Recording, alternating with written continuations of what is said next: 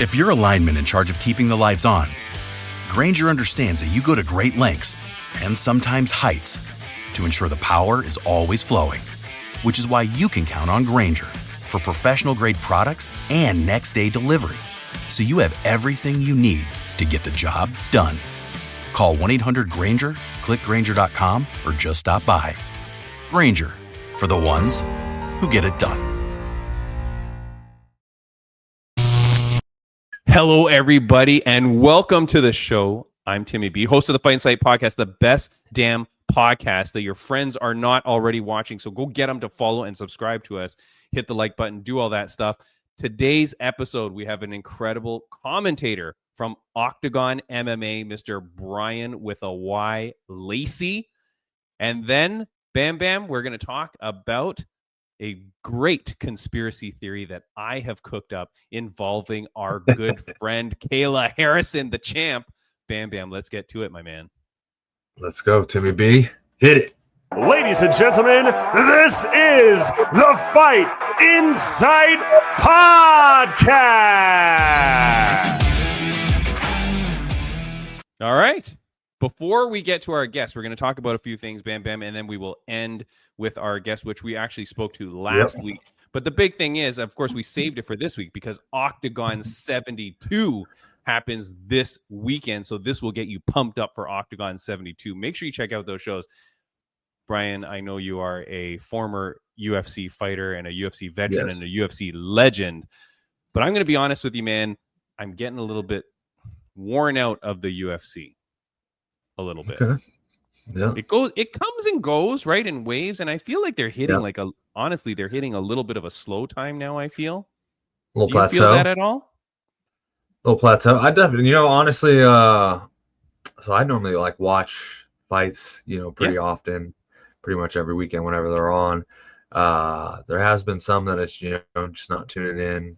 Obviously, I have my own things going on in life too, but just haven't been as intriguing, I guess.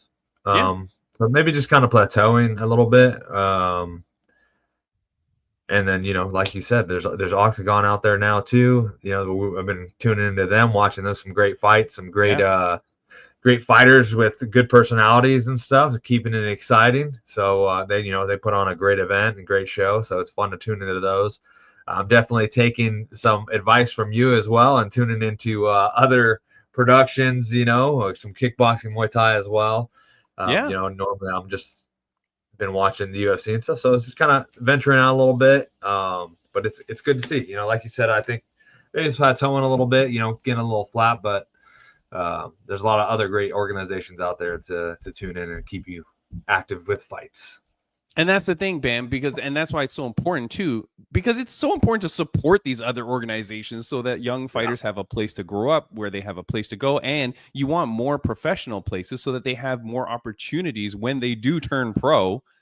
That said, friend of the podcast update, I want to shout out a few things here. First up, Rageworks Podcast Network. We've been with them since day one, and this is episode, 227 or something like that. So they have been with us from literally day one. I appreciate them. RageworksNetwork.com. Then we're part of the Sweep the League Network and the Refocused Network. Those guys are incredible. BamBam, when I search Fight Insight Podcast, I find it on their network before I find it on my own page like that. I don't know what they do, but they somehow are able to market incredibly. So I really appreciate them. Friend of the podcast update, Kiana Cub Montenegro. BamBam. Yes, I remember. A big win Great in show. her pro debut. Not only that, BamBam, she gets fight of the night. Yes. They are pumping her on their social medias like crazy. They have fallen in love with Cub, as you That's should, awesome. Because she's such a great personality. She's got such a great background. She's the perfect package for an MMA fighter. And so she's so cool, man. She got some nice blood on the face, in her win. She had the very cool outfit. She got the kids cheering her on. So I'm so happy for her. So cool. And Ringside Rain, my former co-host, was announcing that they were hugging it up. And so they're all buddy and stuff like that. So that was really cool for Ringside Rain to be there and to be there for that moment. And I'll tell you, she's been kicking ass, man.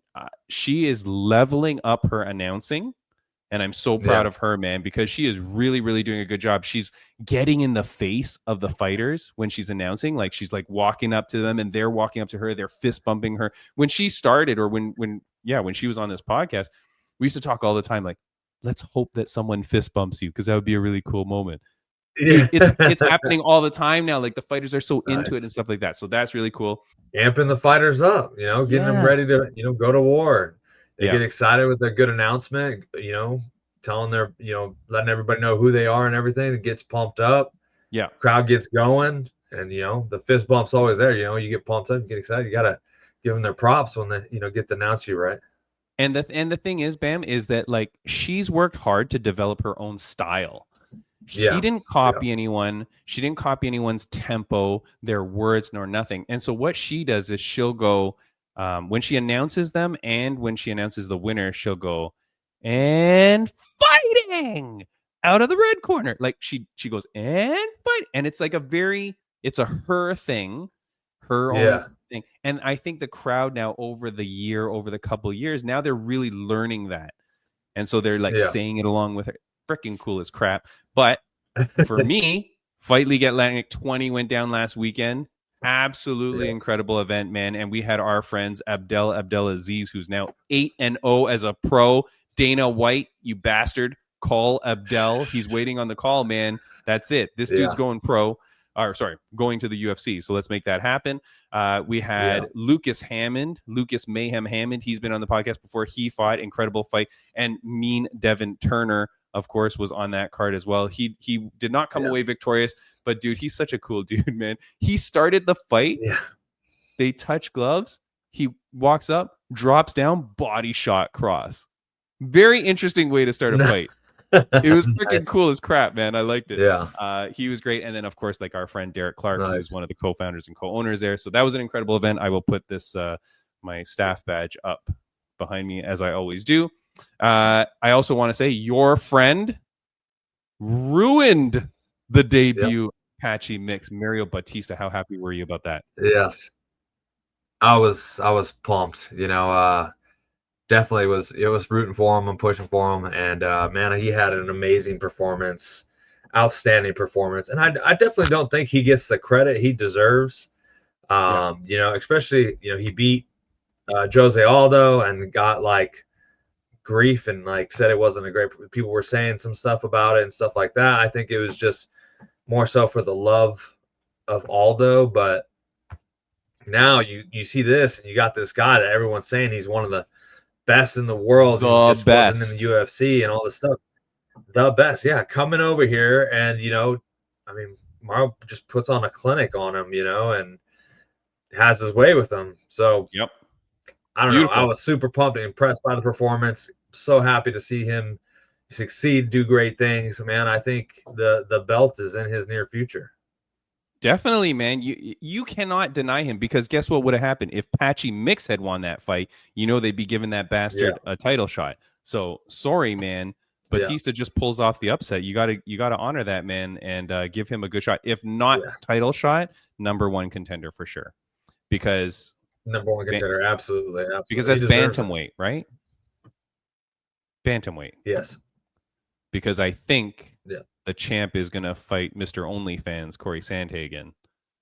And so so it looks like you're right. Batista should be lined up. Contender spot. Number one contender, or just sit it out and give him the next one. Either way. Yeah. Absolutely, So that is very exciting. Next week on the podcast, Bam Bam, we are going to have possibly 4 guests. That will be the first time ever. We will have 4 guests. 3 of them are 3 of your friends that may be showing up. Do you want to shout out their names now, or are we leaving that as a surprise? Maybe leave it as a surprise just in case they don't. In case they say no? Yeah, I don't think they'll say. I think they'll love to come on. I just, with obligations, they work and coach and teach as well. So, and also have, some jobs. So, I just, Well, look, you shun us once, you never get an invite again, Bam Bam. So they got one shot at this, right? But I guess we can root for them. They fight next week. So Chris Benton, Sam Kaplek, and J.R. Banks, they're all fighting in Tennessee next week. Nice. Next weekend. Dude, I'm so pumped. Next weekend, yeah. Awesome. Yeah. So it's going to be. Are you going to be there? Are you going to be there with them at the fights? It's in the air right now.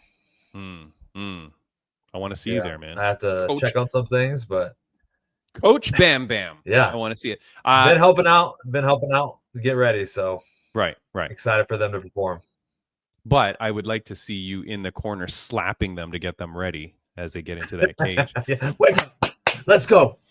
Yeah, you learned how to slap from the hand of God himself, Darren Godfrey, right? Yeah, you got to snap that that's neck true. and give it to him. Aside from those three great kids, man, we are going to have the returning bare knuckle fighter, the man that I'm not happy to say my wife was like, wow, when she saw him live in London. That is Chazzy Boy Wasserman, Bad Boy Wasserman. Look, I'm very excited to have that guy back. He's co-main eventing the BKFC event in London. So very happy to have Chaz Wasserman back on the podcast. We'll have him next week.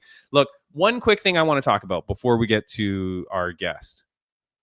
It is this. I did not talk to you about this, but this is my conspiracy theory. But okay, Kayla Harrison. Yep. I forgot. Here's myself and Nicole Bam Bam McMahon at the weigh-ins. Nice. Yeah, she was very cool, man. She had made some very cool signs for her friend that won her debut, which was the bipolar Barbie. Awesome. The bipolar Barbie, Kristen Brenton. And Nicole had made like pictures of Barbie with like a bloody knife with glitter. It was beautiful, but great fight for her. That's awesome. And Nicole is like front row waving her flag and doing it. Like she's really freaking a team player, man. So that was very cool. So we have Kayla Harrison wins the fight as the entire planet expected, right? I was going to retire off all the winnings I would make off my bet if Venezuelan Vixen won. But Kayla Harrison wins. Here is the rankings, Bam Bam, of the Bantamweight division now. So now you've got Kayla Harrison as champion. Juliana Pena moves to 1. Raquel Pennington 2. Ketlin Vieira 3. Norma Dumont, Macy Chiazon, Irene Aldana, and Aylin Perez rounding up the top 10. Bam Bam. Hold on. Let me get my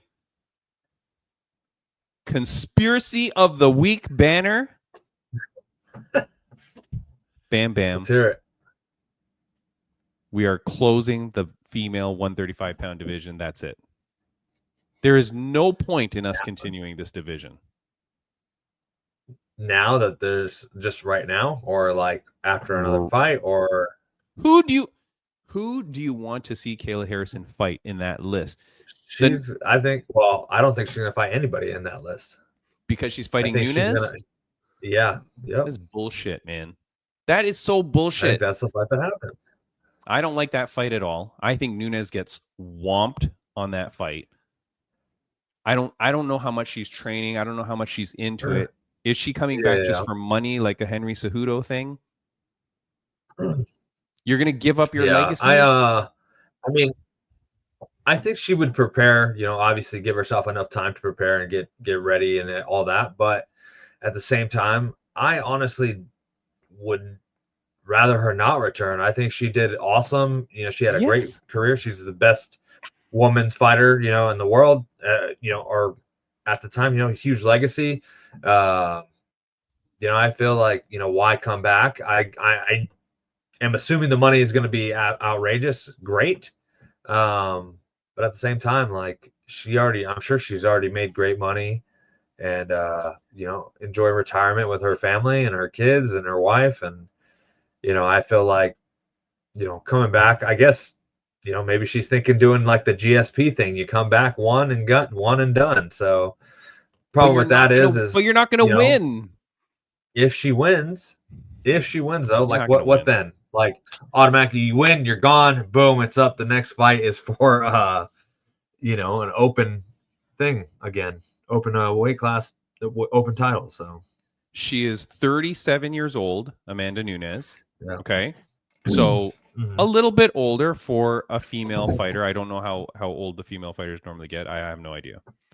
When you look at who Amanda Nunes fought and beat Irene Aldana, Juliana Pena, Megan Anderson, Felicia Spencer, Jermaine Durandamy, Holly Holm, Chris Cyborg, Raquel Pennington, Valentina Shevchenko, Ronda Rousey, Misha Tate, Valentina Shevchenko, Sarah McMahon, Shayna Baszler.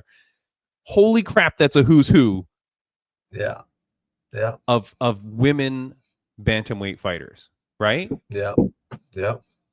Now let me go quickly to Kayla Harrison. And no offense to this, because obviously, it's just different time too, honestly.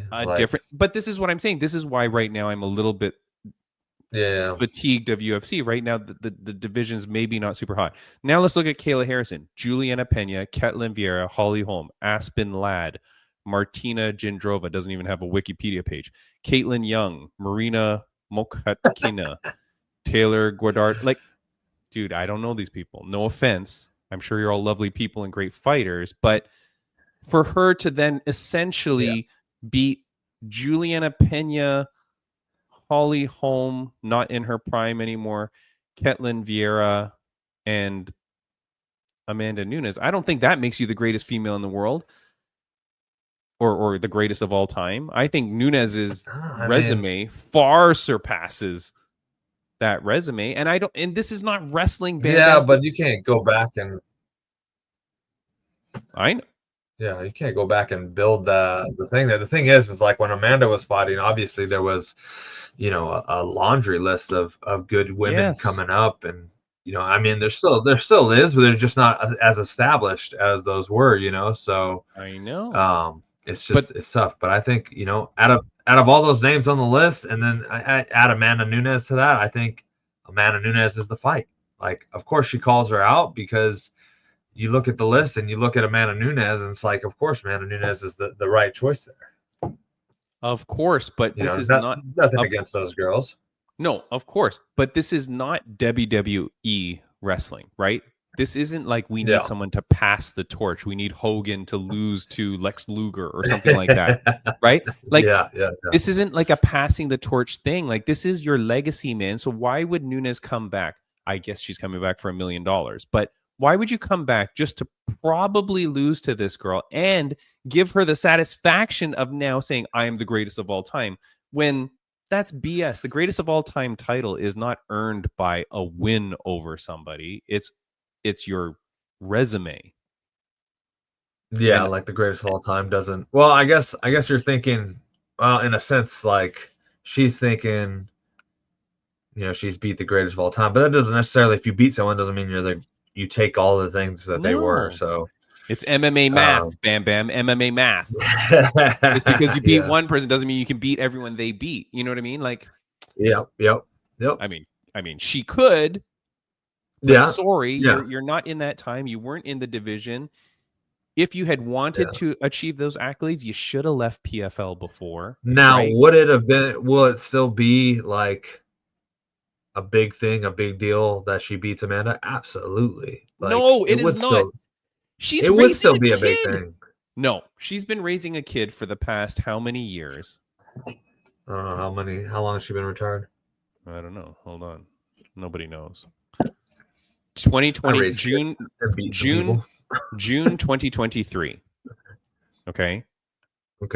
But she only had she's only had and she only had one fight that year, one fight the year before. So I mean, she was weaning off. Yeah. I will say, like, when you're away from it, you get that little bit of fire, back. Like, you get that itch. Like, you want to get back to it. I don't like it. I don't like it. I'm with you though. I'm honestly with you though. I would rather her not come back. Yeah. And just enjoy her retirement and do all that. But I mean, to say like I don't understand it would be a lie, because I do understand it. Of course. I get it. And hey, like you said, it's gonna be like $1 million plus. If she for sure. Yeah, it'd be a huge payday. So would you like another Lamborghini? Sure. I mean, she could pull a Stipe Miocic, show up, not, I don't know how much you train for that or prepared, but like, you could go in there, get whooped in a round, and then just walk away with your $1 million, and nobody says nothing, and that's the game. All I'm saying, though, is, Bam Bam, if the Nunes fight falls out, or after that fight, when you look at this list, I am so sorry, but I don't know that the UFC keeps this division anymore. I think the featherweight division is the flyweight division is super pumping right now. The strawweight division is always pumping. Yeah. But I don't know that you have enough star power here to keep that division going. And I don't know how long people are going to be excited to just watch Kayla whoop people, presumably in one round every fight. You know, Juliana did make it to the second round. Ultimately, too, though, you have to think about it is how long is she going to continue to do this? Because of that weight cut, being such a hard cut and everything too. Ooh. Yeah. The weight cut's no joke, and to continue to do that over and over and over again, how many times does she have left to continue to do that? That's going to be tough. But then what are we? So either she's hanging them up, or after making some big payday and winning some good fights, or winning some fights, or she tries to bring back the 145, which would be, a little bit easier of a cover. But I don't see that happening. I don't see there is no division at 145. You're not going to take time to build that up. I just don't see her being the champ very long, not from losing, but from just hanging them up and being done because the weight cut is so extreme and everything. Yeah. I don't know, man. That's a tough one. But look, it's a very interesting place we're at with the 135-pound division now, which formerly was one of my favorite divisions when it was Miesha Tate and Ronda Rousey and all the drama going on, right? And the Nunes growing up and stuff like that, like in the show, the tough show that they did with 135ers. Like, it was good, man. Like, it was a cool thing, but it has really run its course, and they're not replenishing fighters. Like, there's not a lot on that list. Like, you've got Aylin Perez, the girl that does the booty thing, right? What do you call it when she bounces her bum? Booty Aylin Perez, the twerking thing. Yeah. Right. Okay. Like, she's number 10. She's amazing too. But I need 10 of those girls. I need 10 Aylin Perez's. Not just because I love the twerking, but I need 10 of those girls because you need people exciting you for that division, right? Yeah. So, but you don't. I don't know. Look, man. Let's get to our guest. It is a great guest. Yes. We recorded it last week, but right now I am Bryan with a Y. And right now I'm drinking my PG Tips tea, baby. Oh, get out of here. Which you will see in just a moment why that is not good for me to do. Bam Bam, thank you so much, man, and enjoy this interview. We really had a good time with this guy. Yes. And watch Oktagon 72 this weekend, man. It's always a good show, man. And if you want something different, they're going to be in a 25,000 stadium or whatever it is, man. Yeah. Go check this out. It's going to be awesome. Check it out. Bam Bam, I am so excited, man. Our guest today is someone that I'm very excited to talk about because he works for the greatest organization in Europe for mixed martial arts, possibly the world, if that's what he has to say. It is Oktagon MMA. Now, this man, he's the play-by-play commentator for them and a presenter for Oktagon MMA. But when I look at his history, Bam Bam, it is absolutely crazy. I think he may be my doppelganger, or he's like the Timmy B in the multiverse, because he's a comedian, a stand-up comedian. And then through his love of mixed martial arts and combat sports, he starts to get into it. His friends say, hey, why don't you start a podcast? He starts doing a podcast, like me. Next thing you know, he gets hit up by an organization to start doing commentary, like me. Yeah. And now here he is. He's living the dream. And this is so exciting to be able to speak to this man. So please welcome to the show. This is Mr. Bryan Lacey. Where is he? There he is. There he is. Bryan Lacey. Why were you late? What's going on? What an intro. Well, we've got this doppelganger life. So I've just the hair? The kids off, and I've got to pick your wife up later. So I don't know. The hair's similar. It's great. It's crazy. Yeah. Crazy. You know and what you've done, you've treated me to a Bryan with a Y. Now that is That is, you know, Dark it's night. important. There's a lot of pain in this world, but there's nothing more painful than having to, every time you give your name at Starbucks or something, go, it's Bryan with a Y. It's like they're my pronouns. Bryan with a Y. So love you, Bam Bam. Love you. Yeah. Love to, man. That's all. I hate that. It's the worst thing. It's always like, oh yeah, Bryan. They write your name out. They just spell it on their own. No. Sorry, it's Bryan. I've got friends, and I mean, I'll use that term "friends" very loosely because in WhatsApp they still spell it with an I. And I mean, these are friends I've had for maybe 5, 6, 7 years, and I still get the thanks, Bryan. Cheers. Yeah. It means a lot. Yeah. Always. I always get that too. Bryan, I'm so excited to have you here, man. And I have so many questions that I want to ask you. But first off, you're an Englishman, born and raised in England? English Irish. So Irish passport, raised in England. That's where I grew up. That's the mean streets of Huddersfield, just near Manchester. But yeah, that's me. A lot of bare knuckle fighting in the younger days of Mr. Bryan Lacey. There's a lot of sheep and there's a lot of dogs. That's basically working on farms, doing that type of stuff. But yeah. But look at you, man. Now, here's the thing: as someone that grows up over on that side of the pond, what is the best brand of tea? Oh, Yorkshire Gold.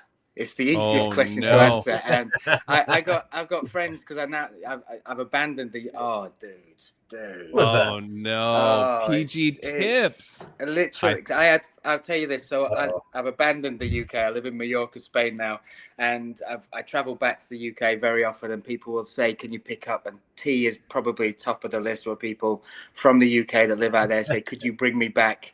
And when anyone asks me to bring back any other brand, I don't. I always just give them Yorkshire Gold, and even if they look at me, I'm like, "You're wrong.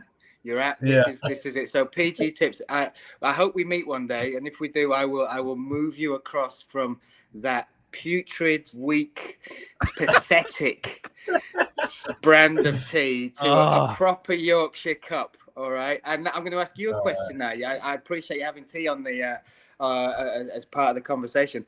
Do you brew it with the tea bag in first, or do you put the milk and the bag and the hot water in? I knew milk was coming. So yeah, I was gonna ask if you do it with milk, and I don't do that with milk.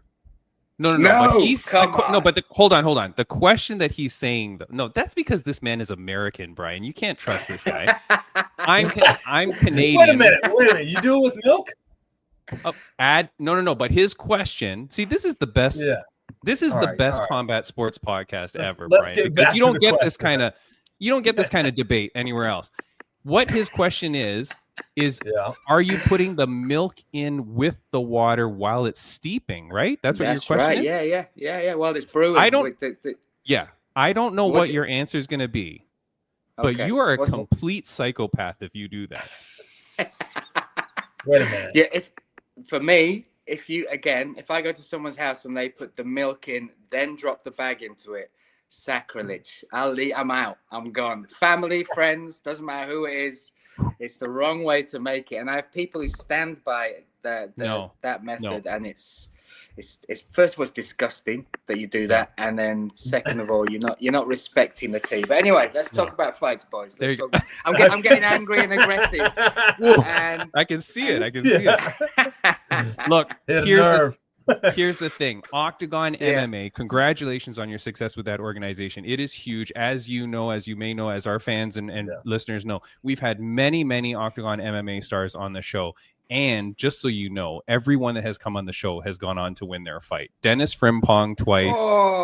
Will effin Fleury wins. And most recent, Max Holzer, he wins. And then Tomas. Mudra. Wow. So all of them kicking butt. So I'm about to head when we drop this mic. I'm going straight into Disney. I'm squaring up to the biggest bloke I can find. All right, this is my chance. This is immediate. This is immediate knockout.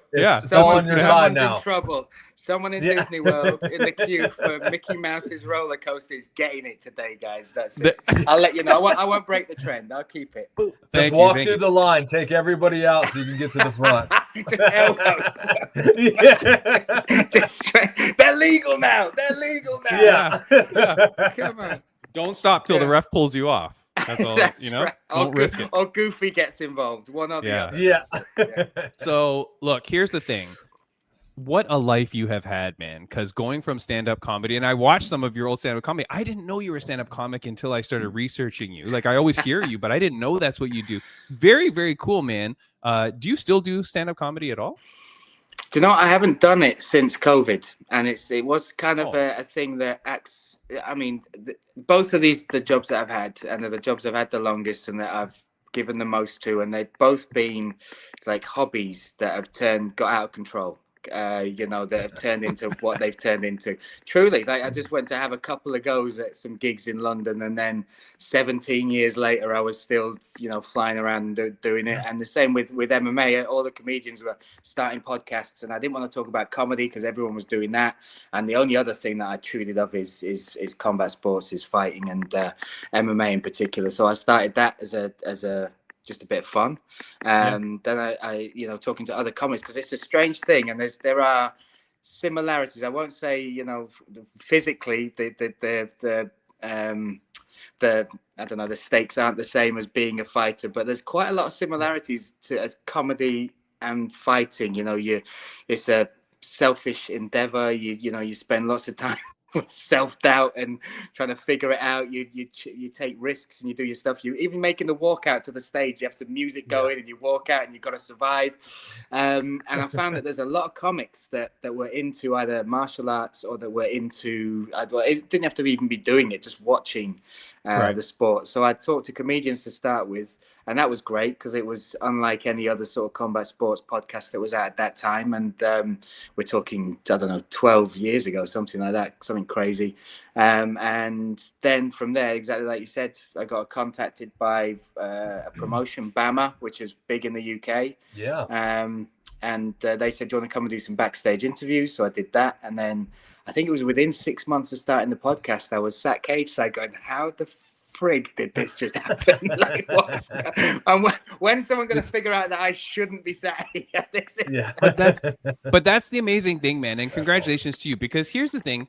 I'm like, BamBam and I often talk about like the different commentators and the personalities and things like that. But it's really cool, man, when you get people who are not necessarily there because they're a name, right? You're not there because you're a former fighter, because some of them don't do a great job. But you're a guy who's earned his stripes in that, being a promoter, being a commentator, being a presence, being a presenter, and like you earn it there, man. And so congratulations to you. That's really freaking cool. I do want to give a shout out. Okay, so Oktagon MMA set the world attendance record for an MMA event last October with 60,000 fans inside Bank Park in Frankfurt. Oktagon 72 is going to be Oktagon MMA's third football stadium show in 12 months. It goes down June 14th. 25,000 plus fans in attendance. Is someone ticking something? Is that you ticking? I hear like a tick, tick, tick. Oh, Bam, no, you hear it? No. You don't hear it? Might be my pacemaker or something. Is it getting so excited with the 25,000? So look, 25,000 people. I mean, absolutely friggin' incredible. Here's the fight card. I know it's very small on screen, but there it is for June 14th. That's Oktagon 72. Lots of great fights. Bryan, how is it that Oktagon MMA has exploded so much? Like, how is it that the fans are out there in such droves for these shows? Yeah, I think when you look back at the journey, and again, it's not even an old promotion. 2016 is when it began. And it's it's always kept the same heart. It's always kept the making sure the fighters are the story, making sure that it's not, the promotion is big, but it's always about telling the stories. And that's my passion as well. As a commentator, I hope that by the time people touch gloves, if you've never watched Oktagon before, you know something about these guys, these girls that step in that cage that makes you care, makes you kind of want to root for somebody or whatever it might be. And for me, it's what caught my eye with Oktagon. I've done commentary and worked on events all across Europe, in Russia, across the UK, And they caught my eye with the shows, like the spectacle, like the fan experience is very cool in the arena. And it's one of my favorite things when people new to our show come, and whether it's the fighters, the coaches, press, media, whoever it might be, when they come to our show and they walk into the arena for the first fight and it's 80% full, and it's consistently awesome. like that. You know, and it's for the fighters, it's awesome as well to walk out in these, you know, whether it's 10,000, 15,000, 20,000, 25, 60,000 fans. That experience is something special. But the heart of it is the stories, making sure that we, you know, amplify the people, the personalities that take the risks, sacrifice everything to put it all on the line inside the cage. And it caught my eye back in 2015 when the first fight with Carlos Vermola and Attila Vedas would be their trilogy fight coming up on the weekend, June 14th. And I couldn't believe that it was real. Like, it's Eastern Europe, you're thinking maybe the ticket prices are dodgy, and then I watched another event and I saw again they were selling it out, and the production level was really high.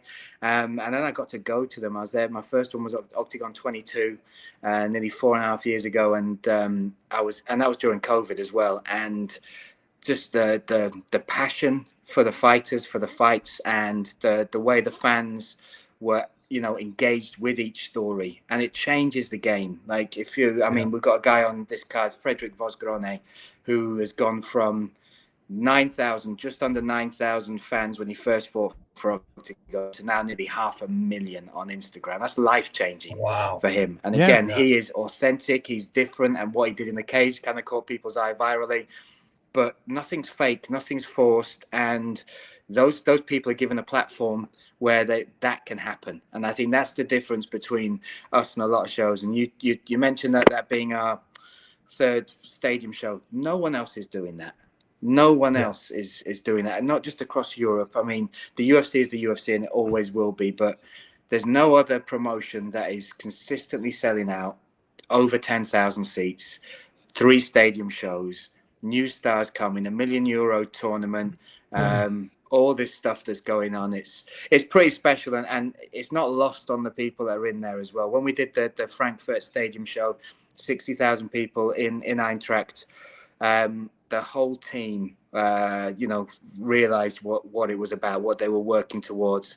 And even afterwards, we all spent the time in the stadium, in the cage, as it emptied, and no one from Oktagon left. And we were just there together in the empty stadium where this craziness with 60,000 fans had just happened. And it was so nice to see everybody take it in for themselves. So it's wild, it's pretty special, and it's not lost on me. I still pinch myself, and the fact we're off to do it again is pretty mad.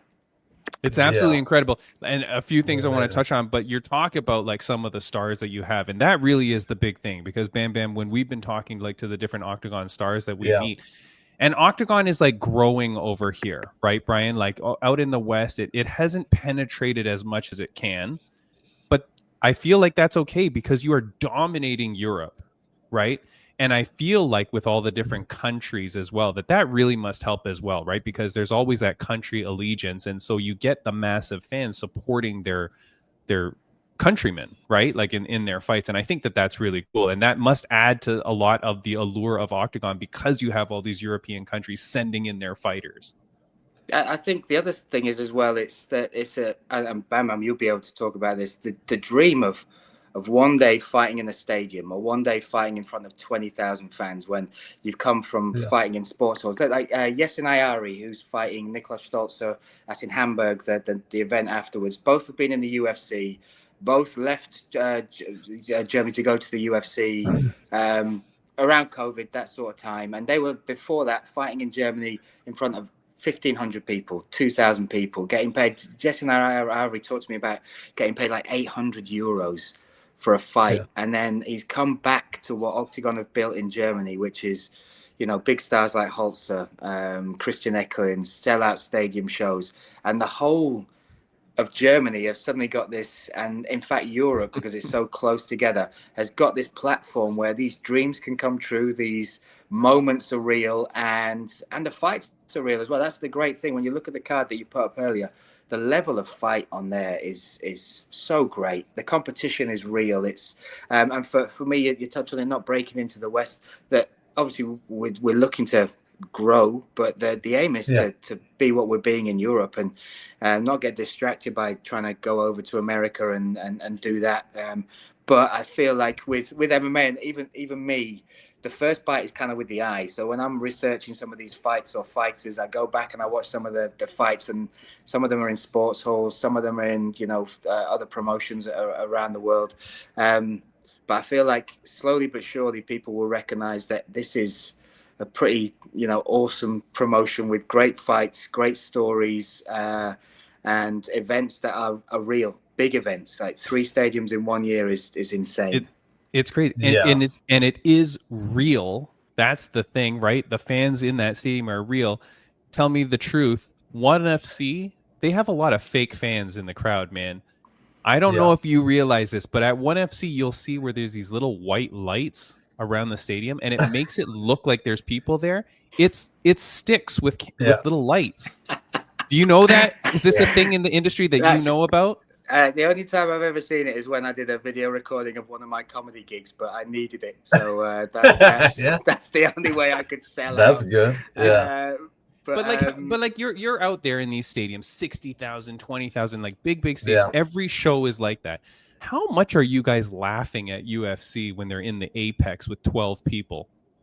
Like, I mean, that's crazy, right? Like the difference. And if you're an athlete and you're thinking about where do I want to go, obviously everybody we talk to, Bryan, is like UFC is the dream. But boy, oh boy, if your dream is to go fight in the Apex in front of 13 people, go to Oktagon and fight in a goddamn stadium. Like, why would you? How's that a choice? Well, I do feel like Oktagon's doing great. They've really built a lot. And I love what you guys are doing. Like I said, the stadiums, the fans. I love that you said that you guys put a lot of focus into building these fighters, putting their names out there, telling their stories. I feel like that's not something a lot of promotions are doing. Maybe the UFC is doing it.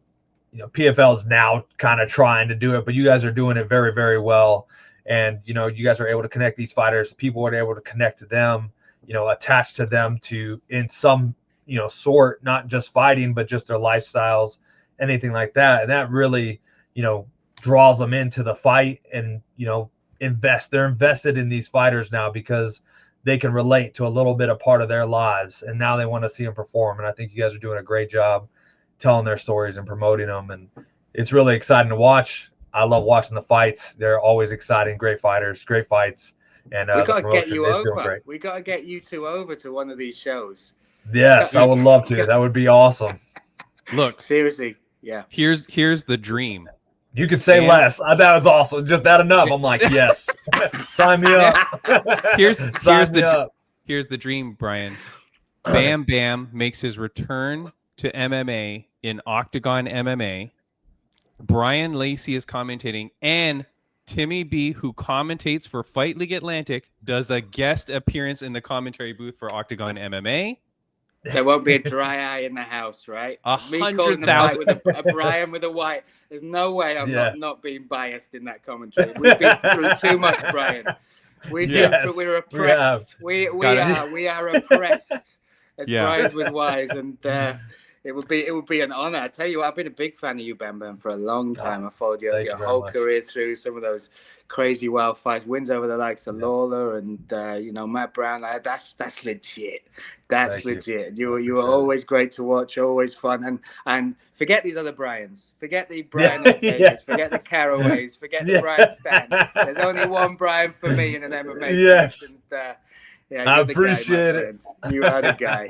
Thank you. Look, here's the thing, too. You guys are creating stars and all that, and you're creating stories. But, Bryan, I'm going to help you out for Oktagon 72. I did some research. I did some research for you because when I do commentary, when I do commentary, here's the thing, Bryan, and I really appreciate what you said at the beginning. It's all about selling the fighter. And what I really like to do is be able to learn as much as I can about the fighter. And if there's time during the broadcast, if there's a spot for it, share those kind of things because you want to get that out. These people they have such great stories to tell, and that's why we do the podcast, is because we can get these stories out. But I did some research for you here. One of the stars of Oktagon 72 I just need to let you know, because you may not know this, but he is actually born in a lab. He's like Serpentor from G.I. Joe when they merged the DNA of different villains to create Serpentor. This is how we got this guy. We took the DNA of Brock Lesnar mixed with Paddy Pimblett. Oh my goodness! This is what you get when you Science. Says a lot. Wow! I think we just got a new superhero movie made right in front of our eyes there. Now, my thing this guy's a crazy. This guy's crazy. Yeah, that Vosgrone is the guy that I was talking about with 9,000 followers before he fought Yorick Montagnac. Did this crazy thing. I don't know if you talked about it on your podcast, but basically, just he's an elite grappler, a Carson Gracie black belt. Won Polaris events, Grand Prix. He's legit as far as the grappling, and he's moved into mixed martial arts. And he fought Yorick Montagnac, who is a Sanda specialist, who's a kickboxer, who's a very good MMA fighter as well. But he chased him around the cage and then held onto his leg. And Bryan, you'll be able to talk about this. The grip strength you would need, and he was one-handed at one point, while a monster was trying to, light heavyweight was trying to pull his leg out there, and he kept hold of it, and eventually broke the guy down. And there was a look in Yorick Montagnac. It was like he was being mauled by a dog. And from that moment, the star that is Frederick Vosgrone is born, and now he's got big sponsors. He's on RTL Plus, which is one of the biggest channels in Germany, which is where you can see Oktagon there as well. And his life has changed in one fight, one moment. But it's crazy. It's absolutely insane. Now, here's the thing. Who should we be on the lookout for in Oktagon MMA? And I know, obviously your commentary can't be too biased, but who's someone that maybe might not be on our radar yet that we should be looking at? Because this is a guy then that I'd want to get on the podcast. So who's the next big thing that hasn't really broken out yet? Listen, it's 2025, my friend. I'm going to talk about a lady. Is that okay? Yeah? Yes. Oh. I'm joking. I'm not joking about this, though, but there's a couple of, and again, you've had Max Holzer on this show already. He's skyrocketed since joining Oktagon. 12 months with Oktagon, he's gone from mid-range and not fighting skills or personality, but just where he was positioned on the cards and the domestic scene, to headlining stadiums. Like, he's going to headline. He headlined the last one. Now he's headlining in Hanover, near his home city. There's a lady fighting on this card called Alina Dalaslan. She's from Frankfurt. You'll see she's taking on Dr. Rosa Gumina. Rosa is, I think she's got maybe 9 or 10 MMA fights. She's a kickboxing background. She's actually a legit doctor. She's a lecturer at Polish University. But Alina Dalaslan, this will be her second professional fight. And she is, I don't know why balloons have suddenly arrived. Whoa. Because we're celebrating Dalaslan. We're celebrating.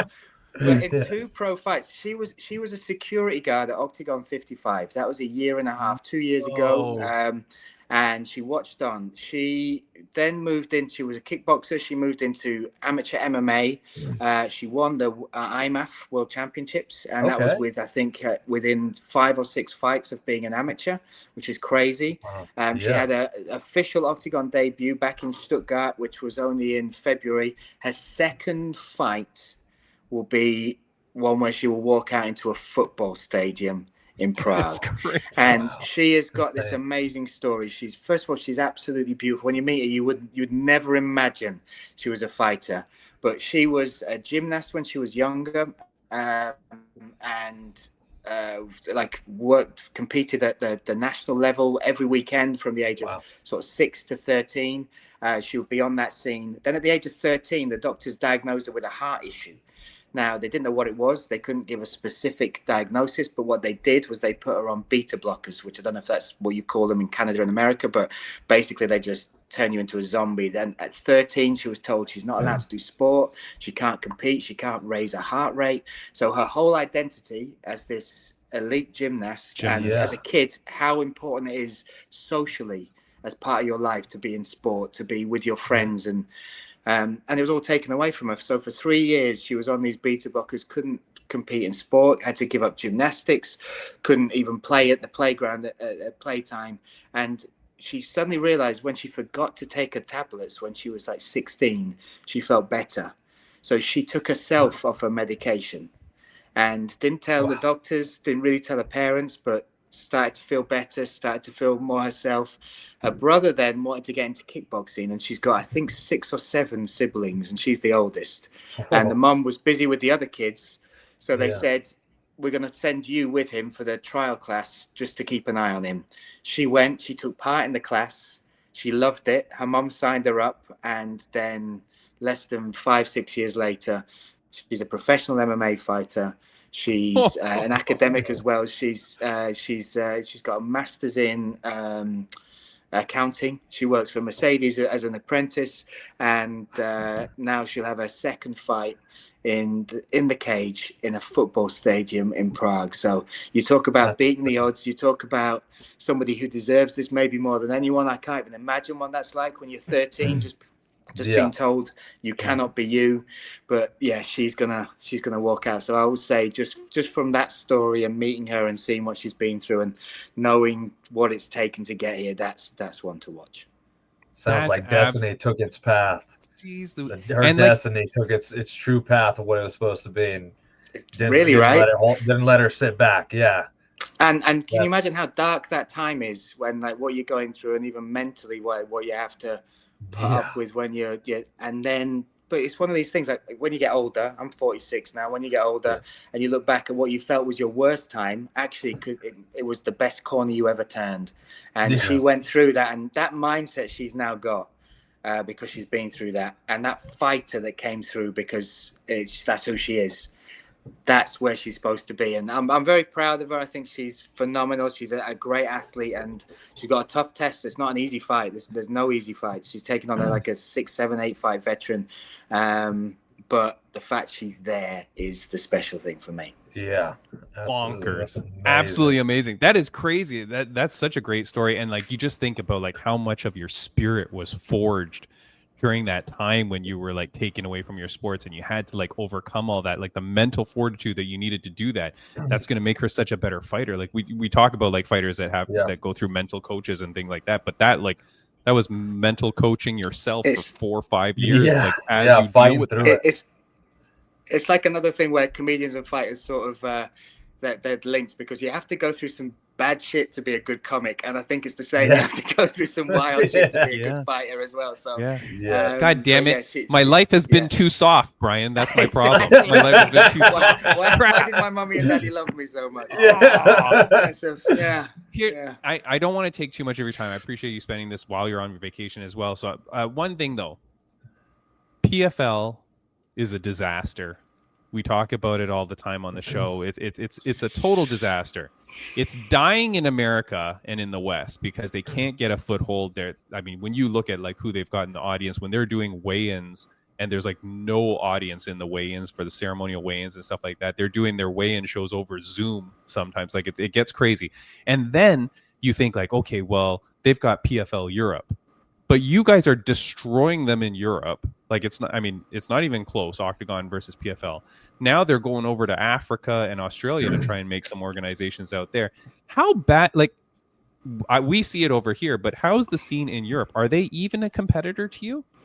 Yes, I mean it's a brand for sure, and I know a lot of guys that fight on it. I know a lot of guys that work with it, but I think that the truth is the numbers, and I think I'm a mad MMA fan. I watch everything, and even when I reach out to people that I feel are on the same level of obsessed with fighting as I am, they don't watch it. And there's some reason. And again, for me, I mean, there's great fights they can make in that. I think they missed a huge thing not making the Paul Hughes and Nurmagomedov fight straight after. It was the best fight they've ever had. It's the most press. It was world class, but it feels like they drop those balls so often. And it's like, for me, I've got friends that fight in that promotion, and I want it to work for them. I want to see them get the light and the shine that they need. But something just doesn't click. And it's again, it's one of those things when I look at Octagon, you look at the relationship that the promoters have got directly with the fans. You look at Andre and Pavel and what he means, and then you kind of look at the reaction sometimes the fans give to Don Davis and PFL. Something's not clicking, and I don't know if and it's one of those things where whether they're I wouldn't say stubborn is the right word, but they're either ignoring it's not working and hoping that if we just keep saying it's going, it will turn around. And I'd love it to work. I think the more places fighters can fight, make good money, and have those opportunities, it's a good thing. The landscape needs it. If it just becomes a monopoly, and whether you look at Europe or whether you look at the world with the UFC, that's not great. It's not great in any business. So I really want it to click, but they've got to recognize that something's not working with what they're doing with either the promotion, the fights, the fans. And they've got it. They've got great fighters. They have got phenomenal, and they've got backing. They've got real money. Like they've got, and when you look at Octagon, it's all. Yeah, well, okay. Do they have money? I don't know, man. I don't know. But they're putting the shows on, and they did. And I know it's all slowly coming back, and that's any business. When you see something that's not working and you're just pouring money into it, the business sense says stop. It's not working. You've got to change direction. But I think they need to do something drastic in the next 12 months. You look at Dakota Decheva, one of the fastest rising, most sellable, phenomenal. I know her personally as well, just the most amazing, dedicated. She is a role model for every fighter, not just young women out there, but for young fighters moving from amateur into pro. And I just, again, why is she fighting in Africa? Why have we got her? And because she's the greatest African on the PFL roster. You got it. That's it. So this is the only thing that makes sense to me. PFL definitely needs to take a page out of the Octagon book and focus more, instead of spreading out and trying to get your fingers in everything. Like you said with Octagon, you guys are focused on your area right now and growing that slowly throughout Europe, the surrounding countries, all that. Where PFL is just like, they were in the U.S. and now they're reaching everywhere, just trying to get their hands in everything. And I think they're doing too much. They kind of think it's it's that thing when you start playing Monopoly, when you get the board, you roll it out, you think I need a property everywhere, and then suddenly you realize you've got no money, and the guy who's just got Park Lane and Mayfair is killing everybody because they just built the house. It's great example. It's their tactics for that. They're buying everything they land on. They're overpaying for it, and then they're getting around to pass go, and it's just not clicking. And again, it's a shame for me. It's a shame for the fighters. I mean, yes, I mean, I've said this plenty of times. Yeah, the more opportunity out there, really, the better it is for all the fighters. In terms of making money and getting your name out there, getting a big following. The more opportunity you have with promotions, and more promotions are out there, being competitive with each other and pushing it is going to help fighters. And it's a shame to really see what some of the fighters are going through with PFL, and some that have left, or whatever. And just when they merge with Bellator, all the problems there, and fighters getting stalled and not fighting and things like that. Like, I hate seeing that for fighters, especially guys who are young and having to put their fighting career on hold for who knows how long. That it's just it's already hard enough to make money in fighting, and so when something like that happens to a fighter, it's a big hit, and it's hurtful to see. Yeah. Like, I mean, it is crazy, but I don't want to talk too much about competing promotions, Brian, because it's all about Octagon. It's all about Octagon 72. That's where people need to go. Look, if you're gonna watch that show, US and Canada, you can watch it at octagon.tv. Go check it out, man. It is an incredible show. We're trying to highlight as much as we can because, like you, Brian, and like you, Bryan, and like you, Bryan. What we always say. I'm loving this. Let's just confuse Timmy B for a while. Let's get another Bryan on here. There needs to be more promotions, more opportunities for fighters, because there's so many people at the grassroots level that are growing their career, that are trying to become a professional. And when they get to be a professional, we need there to be places for them to earn a living, for them to earn a full living as a fighter. And you can only do that by supporting these other organizations. That's the thing too, Bryan, that I really get mad at. At my gym, people don't watch ONE FC. I'm the only guy that's ever watched ONE FC out here. I watch Oktagon. I don't not a lot of people know Oktagon. I watch PFL. Yeah. I watch Bellator. I watch Invicta. I love Invicta. I'll watch every friggin' Invicta card. You know what I mean? But people don't watch. They just watch UFC, and it's there's so much more out there, and you got to support. And like I said, I commentate for Fight League Atlantic out on East Coast Canada. There's all these great young athletes. You wouldn't even believe the quality of the fights, Bryan. You should check it out, Fight League Atlantic. And look at these great young fighters. I can't wait. One day, a Fight League Atlantic fighter is going to be fighting in Oktagon MMA. And I'm going to be so happy, man. Then I'll hit you up for some research for sure. I'll give you all the notes, my man. I've got a question though. I've got a question for BamBam, because Muradov is fighting on this next card. So this is me doing some research. What was it like fighting him? I don't know if you know anything about Patrick Kinsella, but Muradov is the highest ranked fighter in Oktagon. He's fighting for the interim middleweight belt against a guy called Patrick Kinsella in this next fight. What's your thoughts? What was it like facing him? Honestly, it was kind of caught me off guard a little bit. He grappled in our fight a lot, wrestled quite a bit, threw me off guard, and he had some sharp. Because you hit hard, striking. Mate. It's because you hit. I would grab hold of you with every ounce of my being if I ever got. You know what though? He's a good dude. And we talked, and we definitely talked after the fight. He has some sharp striking, and like I said, it caught me off guard, him wrestling so much in the fight. Personally, I was really looking for more of the striking fight, and I actually told him that after the fight too in the back.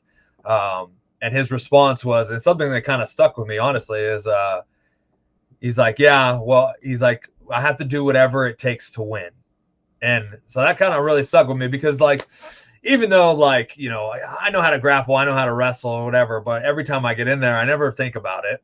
The only thing I think about is standing up, throwing down, obviously, and it costs me. And, I lose fights, war and things like that just because. But all in all, it's something that stuck with me. It's I need to always adapt. I think he's always adapting his game. He's always improving, and that showed in the fight with me and him. Definitely, he's improving. With his grappling, his wrestling.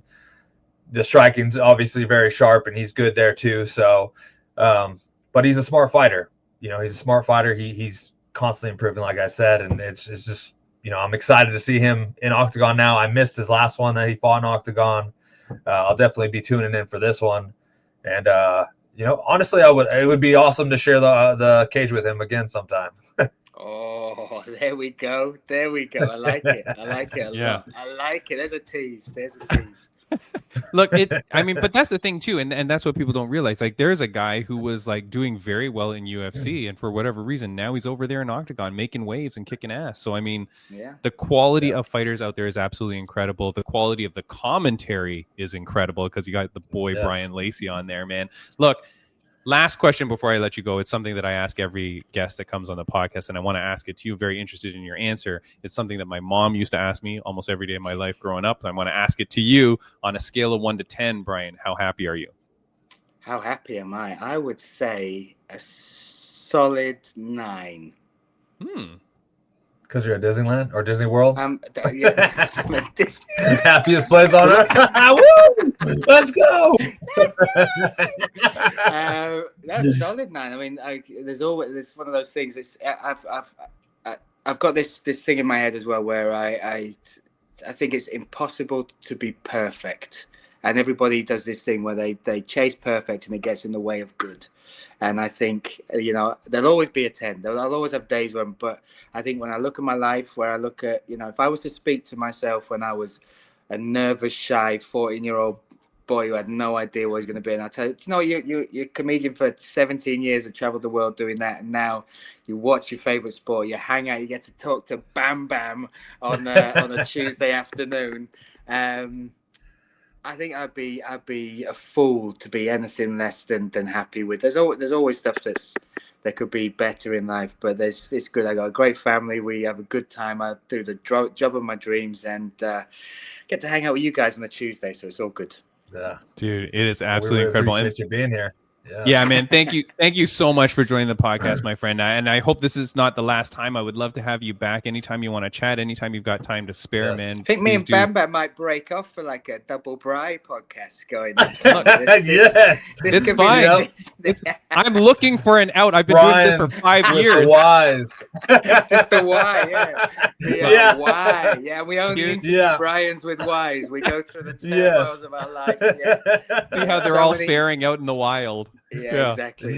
Before I go as well, let me just let people know Oktagon.tv, because Scott Lagden would kill me if I didn't tell people where they could watch this. Canada, US, Oktagon.tv. Check it out. We got some incredible fights. Carlos Famola versus Attila Vey is topping the card. That's their trilogy fight. That's one of the biggest domestic Czech-Slovak fights we can put on. €1 million tip sport game changer is on there with Kerry Mengazet versus Mitt Stanton. Then we've also got Mate Peñas. They're just such an elite fighter against Piotr Wawrzyniak, who's a brutal Polish punisher, and so many more other fights for people to check out. And of course, the Kinsel Muradov interim middleweight belt as well. So Oktagon.tv. Scott Lagden, you don't get to tell me off after this podcast for talking rubbish and just swooning over another Bryan. But yeah, check it out. Definitely, my friend. Well, thank you so much. And look, I'm very happy to announce that this podcast is brought to you by PG Tips. Oh, I'm out. BamBam, I'll hit you up straight after this. You need better friends. Bryan, I appreciate the time, my friend. Thank you so much. Never steep your tea in milk. And look, man, I'll talk to you again soon. Congratulations. Good luck on the night, and good luck on your career, man. Everything is enjoy the little vacation as well. No, I appreciate that. And good to talk to you guys, and I'm sure we'll do it again soon. Take care. All right, buddy. Have a good one. See you later. Take care. Bye-bye. Great one. Bam, bam. That is it. That was our amazing guest, Bryan Lacey. Bryan with a Y. Yeah. Bryan, one more time. I'm going to have a sip of my PG Tips tea just for you, my friend. I got to be on Bryan with a Y side. We got to keep the Y power strong and bond together on this. So I can't agree with your tea choice. No, you don't even know what we're talking about, Bryan. You don't even put milk in your tea. I don't. I don't really even drink tea. I'm a coffee guy, so no. English, man. English. Here we go. Bam, bam. Look, next week we're gonna have an incredible show. We may have 4 guests. First time ever, but definitely we're having Chazzy Boy Wasserman. He's going to be back. BKFC co-main event in just a few weeks. So, guys, thank you for joining. Like, subscribe, do all that stuff on the show. Bam, bam. We are out of here, my man. Yep. Thank you, everybody, for tuning in. Enjoy. Bye.